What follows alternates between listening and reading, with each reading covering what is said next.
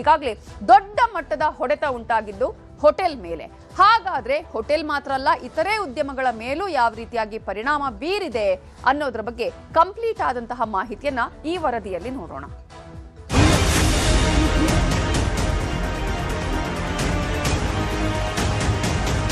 Supply ಇಲ್ಲ ಅಂದ್ರೆ ಅನಿವಾರ್ಯ ಬಂದ್ ಮಾಡಲೇಬೇಕಾಗುತ್ತೆ. ಹೆಚ್ಚು ತೊಂದರೆ ಇರೋದು ಕರ್ನಾಟಕದಲ್ಲಿ. ಹೀಗೆ ಪರಿಸ್ಥಿತಿ ಆದರೆ ಎಲ್ಲ ಹೋಟೆಲ್ಗಳು ಬಂದ್ ಆಗೋ ಚಾನ್ಸಸ್ ಉಂಟು. ಸಿಲಿಂಡರ್ ಬ್ಲಾಕ್ ಅಲ್ಲಿ ತಗೋತೀವಿ ಅಂದ್ರೆ ತುಂಬಾ ರೈಟ್ ಹೇಳ್ತಾ ಇದ್ದಾರೆ, ನಮಗೂ ನಡ್ಸೋದಕ್ಕೆ ಕಷ್ಟ ಆಗ್ತೈತೆ.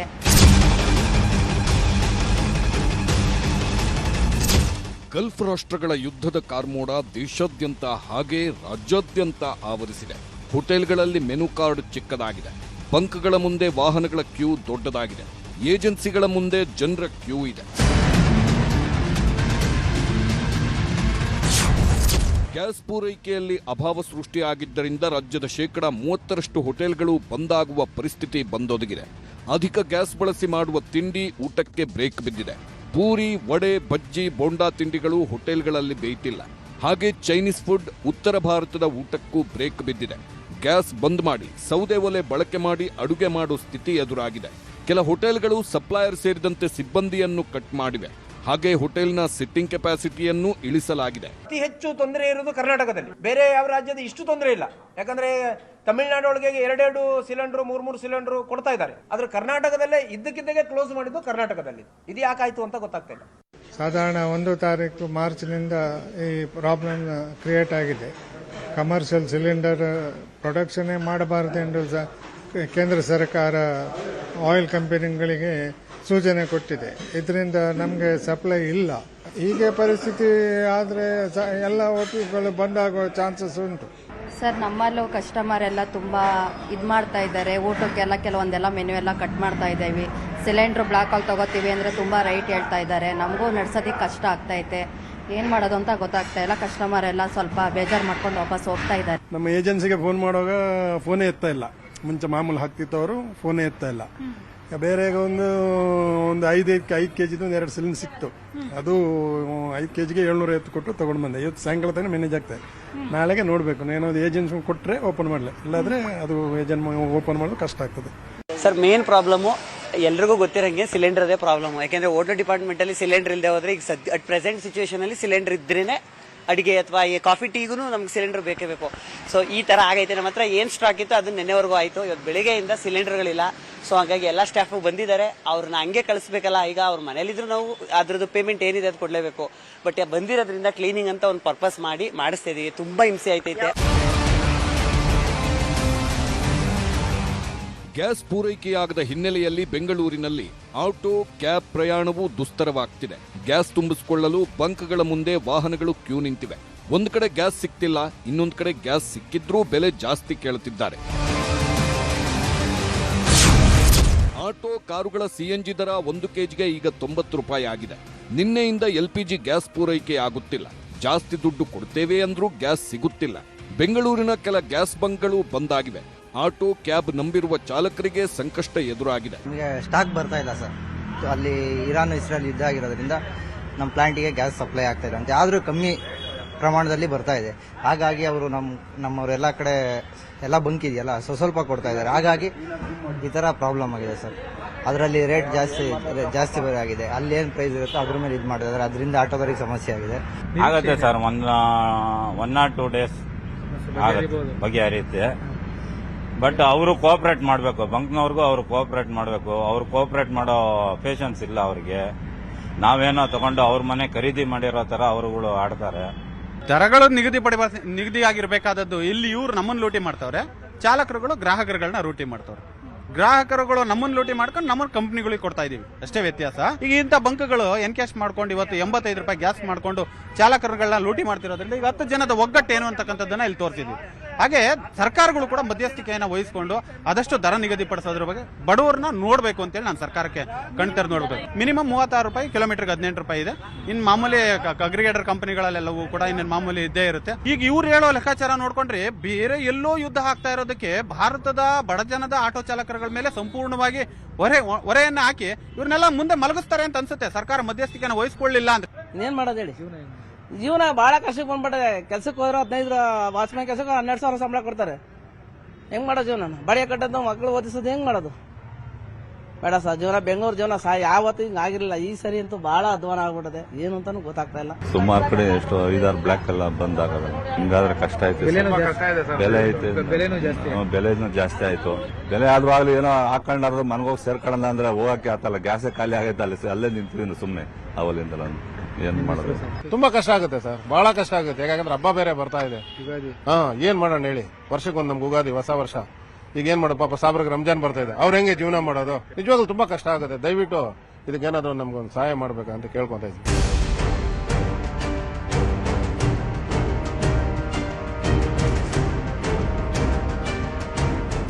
ಗ್ಯಾಸ್ ಸಮಸ್ಯೆ ಇದೀಗ ದೇವರಿಗೂ ತಟ್ಟಿದೆ. ರಾಜ್ಯದ ಪ್ರಮುಖ ದೇವಸ್ಥಾನಗಳ ದಾಸೋಹ ಭವನಕ್ಕೆ ಗ್ಯಾಸ್ ಪೂರೈಕೆ ಆಗದಿರುವುದು ಆತಂಕ ತಂದೊಡ್ಡಿದೆ. ಬಹುತೇಕ ದೇವಸ್ಥಾನಗಳಲ್ಲಿ ಸದ್ಯಕ್ಕೆ ದಾಸೋಹ ನಿಲ್ಲೋದಿಲ್ಲ. ಕೆಲ ಹೋಟೆಲ್ಗಳು ಸೌದೆ ಒಲೆ, ಸ್ಟೀಮ್ನಂತ ಪರ್ಯಾಯ ವ್ಯವಸ್ಥೆ ಮಾಡಿಕೊಂಡಿವೆ. ಬೆಂಗಳೂರಿನ ಬನಶಂಕರಿ ದೇಗುಲದಲ್ಲಿ ಪ್ರಸಾದಕ್ಕೆ ಸದ್ಯಕ್ಕೆ ಸಮಸ್ಯೆ ಇಲ್ಲ. ಗ್ಯಾಸ್ ಬರದಿದ್ದರೂ ಪರ್ಯಾಯ ವ್ಯವಸ್ಥೆಗೆ ಆಡಳಿತ ಮಂಡಳಿ ಮುಂದಾಗಿದೆ. ಬೆಂಗಳೂರಿನ ಇಸ್ಕಾನ್ ದೇವಾಲಯದಲ್ಲಿ ಸಮಸ್ಯೆ ಆಗಿಲ್ಲ, ಪ್ರಸಾದ ವಿತರಣೆ ಆಗುತ್ತಲೇ ಇದೆ. ಚಾಮರಾಜನಗರ ಜಿಲ್ಲೆ ಮಲೆಮಹದೇಶ್ವರ ಬೆಟ್ಟದಲ್ಲಿ 10 ದಿನಗಳಿಗೆ ಆಗುವಷ್ಟು ಗ್ಯಾಸ್ ಇದೆ. ಕುಕ್ಕೆ ದೇವಸ್ಥಾನದ ಅನ್ನದಾನಕ್ಕೆ 3 ದಿನ ಸಮಸ್ಯೆ ಆಗಲ್ಲ. ಮೈಸೂರು ಚಾಮುಂಡಿ ಬೆಟ್ಟದಲ್ಲಿ ಅನ್ನಪ್ರಸಾದಕ್ಕೆ 2 ವಾರ ಸಮಸ್ಯೆ ಇಲ್ಲವೇ ಇಲ್ಲ. ತುಮಕೂರಿನ ಸಿದ್ಧಗಂಗಾ ಮಠದಲ್ಲೂ ಸದ್ಯಕ್ಕಿಲ್ಲ ಸಮಸ್ಯೆ. ಪ್ರಸಾದ ದಾಸೋಹ ಇದ್ದೇ ಇರುತ್ತೆ. ನಮಗೆ ಈಗ 4 ಸಿಲಿಂಡರ್ ಇದೆ. 4 ಸಿಲಿಂಡರ್ ಮುಗಿಯೋವರೆಗೂ ನಾವು ವ್ಯವಸ್ಥೆ ಮಾಡ್ತೀವಿ, ಪ್ರಸಾದಕ್ಕೆ ಯಾವುದೇ ತೊಂದರೆ ಇಲ್ದಂಗೆ. ಅದು ಮುಗಿದ ಮೇಲೆ ಬದಲಿ ವ್ಯವಸ್ಥೆ ಆಡಳಿತ ಮಂಡಳಿ ಜೊತೆ ಮಾತಾಡಿ ನಾವು ಯಾವ ಥರ ಮುಂದಿನ ಕ್ರಮ ಕೈಗೊಳ್ಬೇಕು ಅನ್ನೋ ಮಾತಾಡಿ ಪ್ರಸಾದ ಅಂತೂ ನಿಲ್ಲಿಸಲ್ಲ. ಇದನ್ನೇ ಎಷ್ಟೋ ಜನ ಭಕ್ತಾದಿಗಳು ನಂಬ್ಕೊಂಡು ಪ್ರಸಾದಕ್ಕೆ ಅಂತ ಬರ್ತಾರೆ. ಅವರಿಗೆ ತೊಂದರೆ ಆಗಬಾರ್ದು ಅಂತ ಕಡಿಮೆ ಪ್ರಮಾಣದಲ್ಲಾದರೂ ಕೊಟ್ಟು ನಾವು ವ್ಯವಸ್ಥೆ ಮಾಡ್ತೀವಿ. ವಿಶೇಷ ದಿನಗಳಲ್ಲಿ 5,000, ಆಮೇಲೆ ಶುಕ್ರವಾರ, ಮಂಗಳವಾರ, ಭಾನುವಾರ 10ರಿಂದ 15,000 ಜನ ಬರ್ತಾರೆ. ಎಲ್ಲರಿಗೂ ಸಿಗೋಂಗೆ ನಾವು ಪ್ರಸಾದ, ಯಾರು ಪ್ರಸಾದ ಇಲ್ಲದೆ ಹೋಗಬಾರ್ದು, ಆ ಥರ ನಾವು ಪ್ರಾಧಿಕಾರದಲ್ಲಿ ನಮಗೆ ಪ್ರಸಾದ ಮಾಡಲಿಕ್ಕೆ ಭಕ್ತಾದಿಗಳಿಗೆ ಯಾವುದೇ ರೀತಿಯ ಒಂದು ಅನಿಲದ ಗ್ಯಾಸ್ ಸಿಲಿಂಡರ್ಗಳ ತೊಂದರೆ ಇಲ್ಲ. ಈಗಾಗಲೇ ನಮಗೆ ಸುಮಾರು 150 ಅನಿಲ ಸಿಲಿಂಡರ್ಗಳು ನಾವು ಸ್ಟಾಕ್ ಇಟ್ಕೊಂಡಿದ್ದೀವಿ. ಮುಂಬರ್ತಕ್ಕಂತಹ ದಿನಗಳಲ್ಲಿ ಈಗಾಗಲೇ ವಿತರಕರ ಜೊತೆ ನಾವು ಮಾತಾಡಿದ್ದೇವೆ. ಜಾತ್ರೆ ಹಿನ್ನೆಲೆಯಲ್ಲಿ ಇನ್ನೂ ಹೆಚ್ಚಿನ ಒಂದು ಗ್ಯಾಸ್ ಸಿಲಿಂಡರ್ಗಳನ್ನು ಸರಬರಾಜು ಮಾಡಿಕೊಡ್ಬೇಕು ಅಂತೇಳಿ ನಾವು ಪತ್ರವನ್ನು ಬರೆದಿದ್ದೇವೆ ಮತ್ತು ಮಾನ್ಯ ಜಿಲ್ಲಾಧಿಕಾರಿಗಳು ಕೂಡ ವಿಷಯವನ್ನು ತಿಳಿಸಿದ್ದೇವೆ. ಇನ್ನ ತನಕ ಏನ್ ನೋಡಿಲ್ಲ, ಇನ್ನ ಏನಾಗತ್ತೆ ಗೊತ್ತಾಗತ್ತೆ ಆಮೇಲೆ. ಇನ್ನ ಏನಾಗಿಲ್ಲ. ನೀವು ಗ್ಯಾಸ್ ಅಲ್ಲಿ ಅಡಿಗೆ ಮಾಡ್ತೀರಾ? ಹಾ, ಗ್ಯಾಸ್ ನಲ್ಲಿ ಮಾಡ್ತೀವಿ. ಎಲ್ಲಿ? ಇಲ್ಲಿ ಕೆಳಗಡೆ ನಮ್ ಕಿಚನ್ ಇದೆಲ್ಲ ಅಲ್ಲಿ. ಏನ್ ತೊಂದರೆ ಇನ್ನ ಏನ್ ಬಂದಿಲ್ಲ. ನಿಮ್ಮ ಈ ಸ್ಟೀಮ್ ಸೆಂಟರ್ ಇದೆಯಲ್ಲ, ಅಲ್ಲಿ ಸ್ಟೀಮ್ ಅಲ್ಲಿ ಮಾಡಲ್ಲ? ಅಲ್ಲಿ ಮಾಡಲ್ಲ. ನಮ್ದು ಈ ಸೆಂಟರ್ ಬೇರೆ, ಆ ಸೆಂಟರ್ ಬೇರೆ. ಈ ಶೇಷಾದ್ರಿಪುರಂ ಇಸ್ಕಾನ್ ಇದೆಲ್ಲ, ಇಲ್ಲೂ ಕಂಪ್ಲೀಟ್ ಬೇರೆ. ಇನ್ನ ಏನ್ ಪ್ರಾಬ್ಲಮ್ ಬಂದಿಲ್ಲ, ಆಮೇಲೆ ಏನ್ ಬರುತ್ತೆ ನೋಡೋಣ. ಈಗ ಸದ್ಯಕ್ಕೆ ಏನು ಪ್ರಾಬ್ಲಮ್? ಸದ್ಯಕ್ಕೆ ಏನ್ ಪ್ರಾಬ್ಲಮ್. ಈ ಮಧ್ಯೆ ಸಿಲಿಂಡರ್ಗಳ ನಿರ್ವಹಣೆಗೆ ಮುಜರಾಯಿ ಇಲಾಖೆ ಆಯುಕ್ತರನ್ನ ನೇಮಿಸಿದೆ. ದೇವಸ್ಥಾನಗಳಲ್ಲಿ ಸಿಲಿಂಡರ್ಗಳ ಕೊರತೆ ಎದುರಾದರೆ ಆಯುಕ್ತರನ್ನ ಸಂಪರ್ಕಿಸಲು ಸೂಚಿಸಿದೆ. ಭಕ್ತರಿಗೆ ತೊಂದರೆ ಆಗದಂತೆ ನೋಡಿಕೊಳ್ಳಲು ಮುಜರಾಯಿ ಸಚಿವ ರಾಮಲಿಂಗಾರೆಡ್ಡಿ ಸೂಚನೆ ನೀಡಿದ್ದಾರೆ. ನಮ್ಮ ಕಮಿಷನರ್ಗೆ ಮಾತಾಡಿ ಸ್ವಲ್ಪ ಸಂಬಂಧಪಟ್ಟವ್ರ ಹತ್ರ ಮಾತಾಡಿ ಏನೋ ತೊಂದರೆ ಆಗದ ರೀತಿ ಅಂತ ನೋಡ್ಕೊಳ್ಳಿ ಅಂತ ಹೇಳಿದ್ದೀನಿ. ಹಿಂದೆ ಎಲ್ಲ ಕಟ್ಟಿಗೆ ಉಪಯೋಗಿಸ್ತಾ ಇದ್ರು, ಈಗೆಲ್ಲ ಕಟ್ಟಿಗೆ ಎಲ್ಲ ಹೋಯ್ತು, ಭಾಳ ದಿನ ಆಯ್ತಲ್ಲ. ಸ್ವಲ್ಪ ಯಾಕೆಂದರೆ ಅಲ್ಲಿ ಹೋಗಂಥ ಭಕ್ತಾದಿಗಳಿಗೆ ದೇವರ ದರ್ಶನ ಮಾಡಿ ಪ್ರಸಾದ ತಗೊಂಡ್ರೆ ಮಾತ್ರ ಸಮಾಧಾನ ಆಗೋದು. ಅದ್ರ ಬಗ್ಗೆ ಸ್ವಲ್ಪ ಎಚ್ಚರ ವಹಿಸಿ ಅಂತ ಹೇಳಿದ್ದೀನಿ. ಇನ್ನು ಮದುವೆ ಸಂಭ್ರಮಕ್ಕೂ ಗ್ಯಾಸ್ ಸಮಸ್ಯೆ ತಟ್ಟಿದೆ. ಮದುವೆಗಳಿಗೆ ಬೇಕಾದ ರೇಷನ್ ಇದ್ರೂ ಸಿಲಿಂಡರ್ ಸಿಗ್ತಿಲ್ಲ. ವಾಣಿಜ್ಯ ಬಳಕೆ ಸಿಲಿಂಡರ್ಗೆ 4,000 ಹಣ ಕೊಟ್ಟರೂ ಸಿಗ್ತಿಲ್ಲ. ಬ್ರದರ್ ಮದುವೆ ಇಟ್ಕೊಂಡಿದ್ದೀವಿ. ಆಲ್ಮೋಸ್ಟ್ ಎಲ್ಲ ಲಕ್ಷಾಂತರ ರೂಪಾಯಿ ಖರ್ಚು ಮಾಡಿ ರೇಷನ್ನು ಎಲ್ಲ ಚೌಟ್ರಿ ಬುಕ್ ಮಾಡಿ ಎಲ್ಲ ರೆಡಿ ಮಾಡಿ ಇಟ್ಕೊಂಡಿದ್ದೀವಿ. ಈ ಒಂದು 15 ದಿನದ 20 ದಿನದ ಮುಂಚೆನೇ ನಾವು ಸಿಲಿಂಡರ್ ಕಮರ್ಷಿಯಲ್ಲು ಒಂದು 8 ಸಿಲಿಂಡರ್ ಬುಕ್ ಮಾಡಿದ್ವಿ. ಅವರು ಡೆಲಿವರಿ ಮಾಡ್ತೀವಿ ಅಂತ ಹೇಳಿದರು. ಆದರೆ ಇವತ್ತಿನ ದಿನ ನೋಡ್ರಿ, ಇವಾಗ ಈ ಒಂದು ವಾರದ ಕೆಳಗೆ 1,900-2,000 ಕಮರ್ಷಿಯಲ್ ಸಿಲಿಂಡರ್ ಸಿಗ್ತಾಯಿತ್ತು. ಇವತ್ತಿನ ದಿನ 4,500 ಕೊಡ್ತೀವಿ ಅಂದ್ರೆ ಒಂದು ಸಿಲಿಂಡರ್ ಸಿಗ್ತಾಯಿಲ್ಲ. ಈ ಮಧ್ಯೆ ಹಾಸ್ಟೆಲ್ ವಿದ್ಯಾರ್ಥಿಗಳಿಗೂ ಸಂಕಷ್ಟ ಎದುರಾಗಿದೆ. ಸಿಲಿಂಡರ್ ಕೊರತೆಯಿಂದಾಗಿ ವಾರ್ಡನ್ಗಳು, ವಿದ್ಯಾರ್ಥಿಗಳು ಪರದಾಡುವಂತಾಗಿದೆ. ಬ್ಲಾಕಲ್ಲೆಲ್ಲ ಮಾರೋದು 5,000, 6,000 ಒಂದೊಂದು ಸಿಲಿಂಡ್ರು ಈ ಥರ ಆಗಿದೆ. ಈಗ ಟೈಮಿಗೆ ಸರಿಗೆ ನಾವು ವಿದ್ಯೆನೂ ಕೊಡೋಕ್ಕಾಗ್ತಿಲ್ಲ, ಮಕ್ಕಳಿಗೆ ಊಟನೂ ಕೊಡೋಕ್ಕಾಗ್ತಿಲ್ಲ.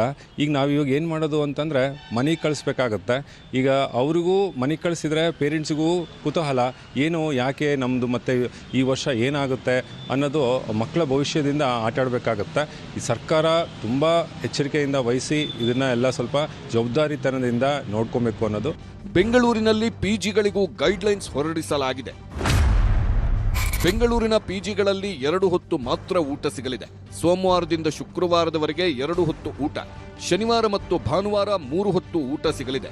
ದೋಸೆ, ಪೂರಿ, ಚಪಾತಿ ಇತರೆ ಪದಾರ್ಥಗಳಿಗೆ ಬ್ರೇಕ್ ಹಾಕಲಾಗಿದೆ. 20 ಲೀಟರ್ ಎಲೆಕ್ಟ್ರಿಕ್ ರೈಸ್ ಕುಕ್ಕರ್ ಬಳಸಲು ಸಲಹೆ ನೀಡಲಾಗಿದೆ. ಇನ್ನು ಗ್ಯಾಸ್ ಅಭಾವದ ಸಮಸ್ಯೆ ಆಸ್ಪತ್ರೆಗಳನ್ನು ಕಾಡಿದೆ. ಬೆಂಗಳೂರಿನ ವಿಕ್ಟೋರಿಯಾ ಆಸ್ಪತ್ರೆಯ ಕ್ಯಾಂಟೀನ್ಗೆ ಗ್ಯಾಸ್ ಪೂರೈಕೆಯಲ್ಲಿ ವ್ಯತ್ಯಯವಾಗಿದೆ. ಇದರ ನೇರ ಪರಿಣಾಮ ರೋಗಿಗಳ ಮೇಲೆ ಬಿದ್ದಿದೆ. ಪೂರಿ, ದೋಸೆ ಕಟ್ ಮಾಡಲಾಗಿದೆ. Bureau report, news 18. ಸೊ ಈಗಾಗಲೇ ಗ್ಯಾಸ್ ಗ್ರಾಹಕರಂತೂ ಪ್ರತಿನಿತ್ಯ ಸಮಸ್ಯೆಯನ್ನ ಅನುಭವಿಸ್ತಾ ಇದ್ದಾರೆ. ಇಂತಹ ಸಂದರ್ಭದಲ್ಲಿ ಸರ್ಕಾರ ಕೂಡ ಇದೀಗ ಒಂದು ದೊಡ್ಡ ಮಟ್ಟದಲ್ಲಿ ಆಕ್ಷನ್ಗೆ ಇಳಿದ ಹಾಗೆ ಕಾಣಿಸ್ತಾ ಇದೆ. ಗ್ಯಾಸ್ ಗ್ರಾಹಕರು ಗಲಿಬಿಲಿ ಆಗಬಾರ್ದು ಅನ್ನುವ ಕಾರಣಕ್ಕಾಗಿ ಸರ್ಕಾರ ತೆಗೆದುಕೊಂಡಂತಹ ಕ್ರಮಗಳು ಏನು ಅನ್ನೋದನ್ನ ಕೂಡ ಕಾಳಸಂತೆಕೋರರಿಗೆ ದೊಡ್ಡ ಮಟ್ಟದಲ್ಲಿ ಸರ್ಕಾರ ಶಾಕ್ ಅನ್ನು ಕೂಡ ಕೊಟ್ಟಿದೆ. ಹಾಗಾದ್ರೆ ಸರ್ಕಾರ ಯಾವ ರೀತಿಯಾಗಿ ಕ್ರಮ ಕೈಗೊಂಡಿದೆ? ಒಂದ್ ಕಡೆ ಇದು ರಾಜಕೀಯ ಜಟಾಪಟಿ ಆಗ್ತಾ ಇದ್ರೂ ಕೂಡ ಸರ್ಕಾರ ಇಮಿಡಿಯೇಟ್ ಆಗಿ ಆಕ್ಷನ್ಗೆ ಇಳಿದಿದೆ. ಹಾಗಾದ್ರೆ ಸರ್ಕಾರದಲ್ಲಿ ಪ್ರಮುಖವಾಗಿ KH ಮುನಿಯಪ್ಪ ಆಗಿರಬಹುದು, ಸರ್ಕಾರದ ಮುಖ್ಯ ಕಾರ್ಯದರ್ಶಿ ಆಗಿರುವಂತಹ ಶಾಲಿನಿ ರಜನೀಶ್ ಅವರು ಇವತ್ತು ಯಾವ ರೀತಿಯಾಗಿ ಸಭೆಯನ್ನ ಮಾಡಿದ್ರು, ಆ ಸಭೆಯಲ್ಲಿ ಕೈಗೊಂಡಂತಹ ನಿರ್ಧಾರಗಳು ಏನೇನು ಅನ್ನೋದನ್ನ ನೋಡ್ತಾ ಹೋಗೋಣ. ಮೊದಲನೇದಾಗಿ KH ಮುನಿಯಪ್ಪ ಅವರು ಕೂಡ ಇವತ್ತು ಸಭೆಯನ್ನ ಮಾಡಿದ್ದಾರೆ. ಅಡುಗೆ ಅನಿಲ ವಾಣಿಜ್ಯ ಬಳಕೆಯ ಅಭಾವದ ಬಗ್ಗೆ ಆಹಾರ ಮತ್ತು ನಾಗರಿಕ ಪೂರೈಕೆ ಸಚಿವರಾಗಿರುವ KH ಮುನಿಯಪ್ಪ ಅವರು ಸಭೆಯನ್ನ ಮಾಡ್ತಾರೆ. ಆ ಸಭೆಯಲ್ಲಿ ಸಾಕಷ್ಟು ವಿಚಾರಗಳು ಚರ್ಚೆಗೆ ಕೂಡ ಬರುತ್ತೆ.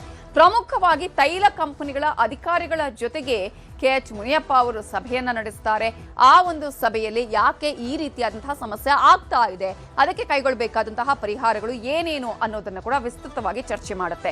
ಇನ್ನು ಈ ಒಂದು ಸಭೆಯಲ್ಲಿ ತೆಗೆದುಕೊಂಡಂತಹ ನಿರ್ಧಾರಗಳ ಬಗ್ಗೆ ಕೂಡ ವಿಧಾನಸಭೆಗೆ KH ಮುನಿಯಪ್ಪ ಅವರು ಮಾಹಿತಿಯನ್ನ ಕೊಡ್ತಾರೆ.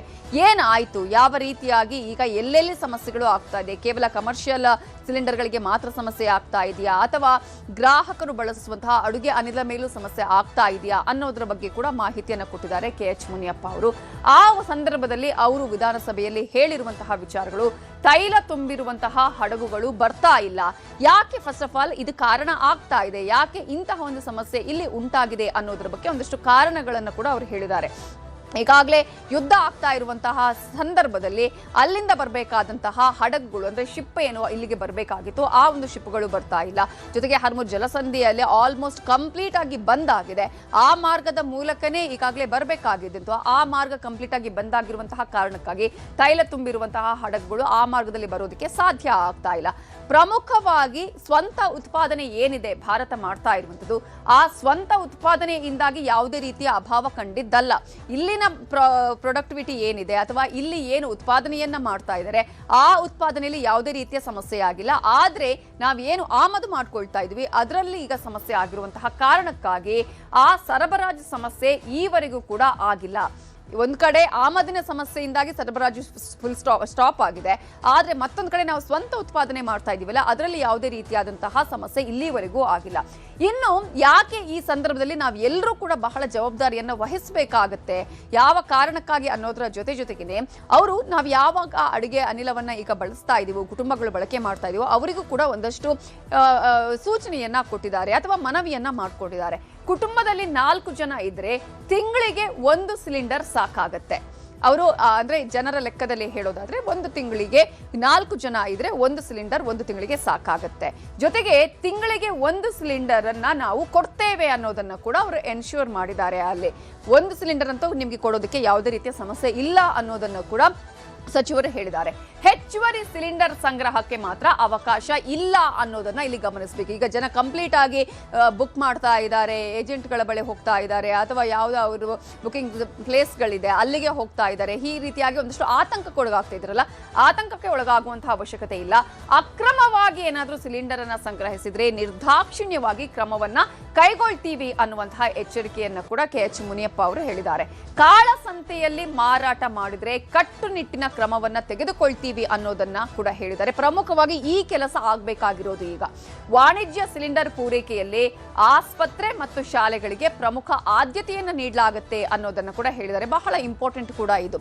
ಇನ್ನು ಆಸ್ಪತ್ರೆಗಳಿಗೆ ಅಗತ್ಯ ಇರುವಂತಹ ಗ್ಯಾಸ್ ಅನ್ನ ಕೊಡ್ಲೇಬೇಕು, ಯಾಕಂದ್ರೆ ಆಲ್ರೆಡಿ ಈಗಾಗಲೇ ಕೇಂದ್ರ ಕೂಡ ಇದೇ ಸೂಚನೆಯನ್ನ ಕೊಟ್ಟಿರುವುದು ಎಸ್ಮಾ ಜಾರಿಗೊಳಿಸೋದಕ್ಕೆ ಕಾರಣ ಕೂಡ ಹೌದು. ಹೋಟೆಲ್ ಆಗಿರ್ಬೋದು, ಕಲ್ಯಾಣ ಮಂಟಪದವರು ಈ ಸಂದರ್ಭದಲ್ಲಿ ಸಹಕರಿಸಬೇಕು ಅನ್ನುವಂತಹ ಮನವಿಯನ್ನ ಕೂಡ ಮಾಡಿದ್ದಾರೆ. ಕಾರಣ ಯುದ್ಧ ಆಗ್ತಾ ಇರುವಂತದ್ದು. ಯುದ್ಧ ಕಾಲದಲ್ಲಿ ಯಾರು ಏನು ಮಾಡೋದಕ್ಕೆ ಸಾಧ್ಯ ಇಲ್ಲ. ಹಾಗಾಗಿ ಎಲ್ಲರೂ ಕೂಡ ಸಹಕರಿಸಬೇಕು. ಯುದ್ಧ ಕಾಲದಲ್ಲಿ ಮಿತವಾಗಿ ಬಳಸಬೇಕು, ಅನಗತ್ಯವಾಗಿ ಇಲ್ಲಿ ಬಳಕೆ ಬೇಡ ಅನ್ನೋದನ್ನ ಕೂಡ ಹೇಳಿದ್ದಾರೆ. ಇನ್ನು ಈ ವಿಚಾರಕ್ಕೆ ಸಂಬಂಧಪಟ್ಟ ಹಾಗೆ ವಿಧಾನಸಭೆಯಲ್ಲಿ ಮಾತನಾಡಿರುವಂತಹ KH ಮುನಿಯಪ್ಪ ಅವರು ಏನ್ ಹೇಳಿದ್ದಾರೆ ನೋಡೋಣ. ಯಾರು ಆತಂಕ ಪಡಬೇಕಾಗಿಲ್ಲ ಮತ್ತು ಅಪೀಲ್ ಕೂಡ ಮಾಡ್ತೀನಿ, ಮಿತಿ ವ್ಯಯ ಮಾಡಬೇಕು. ಯುದ್ಧ ಕಾಲದಲ್ಲಿ ನಾವೆಲ್ಲ ಕಲ್ಕೊಳ್ಬೇಕಾಯ್ತು. ಹೋಟೆಲ್ ಸಹಕರಿಸಬೇಕು. ಹೋಟೆಲ್ ಸರ್ಕಾರಿ ಸಂದರ್ಭದಲ್ಲಿ ಹೇಳ್ತಾ ಹೋಟ್ಲರ್ಗೆ ಸ್ವಲ್ಪ ಕಷ್ಟ. ಭಾರತ ದೇಶದಲ್ಲಿ 25-30% ನಾವು ಉತ್ಪಾದನೆ ಇದೆ. ನಾನು ಕೇಂದ್ರದಲ್ಲಿ ಸರ್ಕಾರದಲ್ಲಿ ಕೆಲಸ ಮಾಡಿದ್ದೇನೆ. ಉತ್ಪಾದನೆ ಇದೆ. ಆ ಉತ್ಪಾದನೆಯಿಂದ ಇವತ್ತು ಯುದ್ಧ ನಡೆದು ಅವ್ರು ಕೊಡಕ್ಕಾಗದಿದ್ರು ಕೂಡ ನಾವು ಒಂದು ಸಿಲಿಂಡರು ಒಂದು ಕುಟುಂಬಕ್ಕೆ ಕೊಡ್ತೀವಿ. ಅದಕ್ಕೇನು ತೊಂದರೆ ಇಲ್ಲ. ಮಿಕ್ಕಿದ್ದಕ್ಕೆ ಸಹಕರಿಸಬೇಕು ಅಂತ ನಾನು ಮನವಿ ಮಾಡ್ತೀನಿ. ಇದು ಮುನಿಯಪ್ಪ ಅವರ ಮಾತಾದ್ರೆ. CS ಆಗಿರುವಂತಹ ಶಾಲಿನಿ ರಜನೀಶ್ ಅವರು ಕೂಡ ಸಭೆಯನ್ನ ಮಾಡಿದ್ರು. ಕಾಳಸಂತೆಕೋರರಿಗೆ ಶಾಕ್ ಕೊಟ್ಟಿದ್ದಾರೆ ಅಂತಾನೆ ಹೇಳಬಹುದು. ಹೋಟೆಲ್ ಮಾಲೀಕರ ಜೊತೆಗೆ ಸರ್ಕಾರದ ಮುಖ್ಯ ಕಾರ್ಯದರ್ಶಿ ಶಾಲಿನಿ ರಜನೀಶ್ ಅವರು ಸಭೆಯನ್ನ ಮಾಡಿದ್ರು. ಗ್ಯಾಸ್ ಅಭಾವ ಆಗಿರ್ಬೋದು, ಮೆನುವಿನಲ್ಲಿ ಆಗುವಂತಹ ಕಡಿತಗಳ ವಿಚಾರ, ಹೋಟೆಲ್ ಬಂದ್ ಮಾಡುವ ವಿಚಾರ, ಪರ್ಯಾಯ ವ್ಯವಸ್ಥೆಗಳು ಏನು ಅನ್ನೋದರ ಬಗ್ಗೆ ಕೂಡ ಅವರು ಚರ್ಚೆ ಮಾಡಿದ್ರು. ಪೂರೈಕೆಯಾಗ್ತಾ ಇರುವಂತಹ ಗ್ಯಾಸ್ನಲ್ಲಿ 50% ಹೋಟೆಲ್ಗಳಿಗೆ ನೀಡೋದಕ್ಕೂ ಕೂಡ ಆ ಸಂದರ್ಭದಲ್ಲಿ ಮನವಿಯನ್ನ ಮಾಡಿದ್ದಾರೆ. ಹೋಟೆಲ್ ಮಾಲೀಕರು ಸಹಜ ಖರೀದಿಗಿಂತ ಹೆಚ್ಚು ಖರೀದಿಸಬಾರದು ಅನ್ನುವಂತಹ ಸೂಚನೆಯನ್ನ ಕೂಡ CS ಕೊಟ್ಟಿದ್ದಾರೆ. ಕಾಳಸಂತೆಕೋರರ ಕಡಿವಾಣಕ್ಕೆ ಇಲ್ಲಿ ಪೊಲೀಸರಿಗೆ ಟಾಸ್ಕ್ ಅನ್ನ ಕೊಟ್ಟಿದ್ದಾರೆ ಮುಖ್ಯ ಕಾರ್ಯದರ್ಶಿ ಆಗಿರುವಂತಹ ಶಾಲಿನಿ ರಜನೀಶ್ ಅವರು.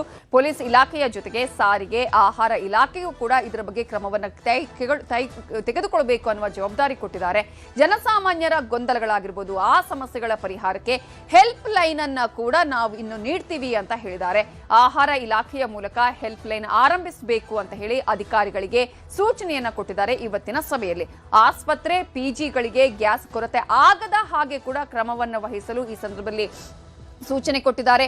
ಮುಂದಿನ 25 ದಿನಗಳಿಗೆ ಯಾವುದೇ ತೊಂದರೆ ಇಲ್ಲ ಅಂತ ಹೇಳಿ ಶಾಲಿನಿ ರಜನೀಶ್ ಅವರು ಮಾಹಿತಿಯನ್ನ ಕೂಡ ಕೊಟ್ಟಿದ್ದಾರೆ. ಹಾಗಾದ್ರೆ ಏನ್ ಹೇಳಿದ್ದಾರೆ ಹೋಟೆಲ್ ಮಾಲೀಕರ ಸಂಘದ ಅಧ್ಯಕ್ಷರು ನೋಡೋಣ.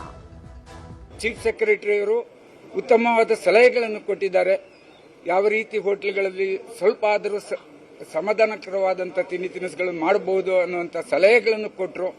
ಆದರೂ ನಾವು ರಿಕ್ವೆಸ್ಟ್ ಮಾಡಿದ್ದೇವೆ, ರೇಷನಲೈಸ್ ಮಾಡಿ ಅಟ್ಲೀಸ್ಟ್ 50% ಗ್ಯಾಸನ್ನು ನಮಗೆ ಕೊಡಿ.